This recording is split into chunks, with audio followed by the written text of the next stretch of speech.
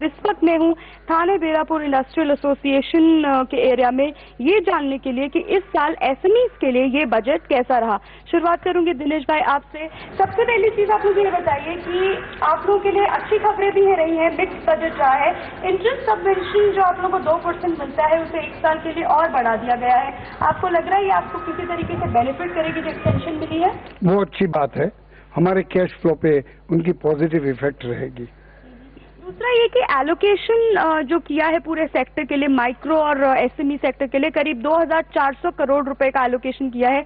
ये काफी बड़ा सम है। आपको लग रहा है सेक्टर को इसका काफी फायदा पहुंचेगा जब आप लोग अपने बिजनेस को आगे एक्सपेंशन प्लान करेंगे तो? मैडम, पहले से उसमें इम्प्रूवमेंट है फिगर में, मगर पूरे हिंदुस्तान के 20 मिलियन स्मॉल और मीडियम बिजनेस को देखते हुए ये अमाउंट बहुत छोटा है और कुछ ज्यादा करने की जरूरत है। लेकिन अगर सेंट्रल सेल्स टैक्स की हम बात करें तो उन्होंने वहां पे भी अच्छी अनाउंसमेंट ये की है कि अब आपको मंथली नहीं क्वार्टरली पे करना है। फुल क्रेडिट जो है अब आपको उसका मिलेगा। इसका क्या फायदा पहुंचेगा स्मॉल मीडियम को? फायदा है मंथली टू क्वार्टरली करने से थोड़ा 2 मंथ का इंटरेस्ट का बेनिफिट मिलेगा। और सीएसटी जो उन्होंने इनपुट क्रेडिट का बेनिफिट दिया है उसका 2% कॉस्ट ओवरऑल फर्क पड़ेगा। किंतु एसएमई चाहता था कि सीएसटी टोटली अबॉलिश कर जाएगी और कम से अबॉलिश नहीं करे तो एटलीस्ट 2% से 1% कर दी जाएगी, ऐसी हमारी आंतरिक इच्छा थी। लेकिन ये हुआ नहीं। दूसरी खास चीज ये हुई है कि जो जिन कंपनियों के रेवेन्यू 60 लाख से अब ज्यादा है रिसीट्स उनकी, उन्हें ऑडिट करना पड़ेगा। तो ये लग रहा है कि थोड़ा कम्बरसम टास्क हो जाएगा। ये अच्छी बात है इस सेक्टर के लिए? ये अच्छी बात है। पहले 40 लाख से 60 लाख किया गया, पर ये बहुत कम अमाउंट है। ये 40 लाख 1984 में फिक्स अप की गई थी ऑडिट्स के लिए। भाई नाउ 40 से 60 lakh people are expecting SME कि 40 लाख से कम से कम एटलीस्ट 1 करोड़ या 2 करोड़ तक होगा, क्योंकि 40 lakh to 60 lakh is very small amount and inflation is goes very much high.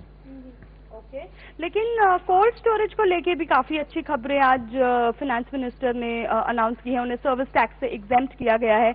आप कोल्ड स्टोरेज के बिजनेस में हैं, आप बताइए आपके ऊपर इसका क्या असर है? कोल्ड स्टोरेज में जो सर्विस टैक्स कम की गई है उसका हमें फायदा पड़ेगा, लेकिन मैडम सबसे बड़ी प्रॉब्लम ये है कि वहाँ इलेक्ट्रिसिटी जो है वो बहुत कॉस्टली है। हमको सब हमारी प्रायोरिटी इंडस्ट्री है और हमको उसका फायदा मिलना चाहिए। इलेक्ट्रिसिटी का कम रेट होगा तभी हम लोगों को राहत दे सकते हैं। फार्मर्स अपना माल यहाँ रखते हैं, उनको बेनिफिट नहीं होगा अगर ये इलेक्ट्रिसिटी की जो कॉस्ट है वो कम ना हो। That is very big problem. मतलब इलेक्ट्रिसिटी सब्सिडी ना मिल पाने पे ये सर्विस टैक्स जो आपको एग्जेम्पशन हुआ है इसका इतना फायदा शायद ना पहुंचे। लेकिन जो मिक्स्ड बैग में कुछ नॉट सो गुड खबरें भी हैं, जिसमें एक है सबसे बड़ी चीज कि जीएसटी जो इस साल सब उम्मीद कर रहे थे लागू हो जाएगा वो नहीं हो पाया है। अब उन्होंने कहा है 2011 में से लागू करने की कोशिश की जाएगी। तो जीएसटी एक टैक्स स्ट्रक्चर जिसकी सब इंतजार कर रहे थे, बड़े छोटे हर तरीके के बिजनेसमैन, आप कैसे देखते हैं? This delay, constitution amendments, they have to really work it out. So a well-perfected GST in place along with the direct tax code will be very beneficial. But the impact of 2% additional excise is going to be passed on and it will add to the inflationary pressure. And the 3% MAT which has come in will also impact those industries which are already probably on the brink line.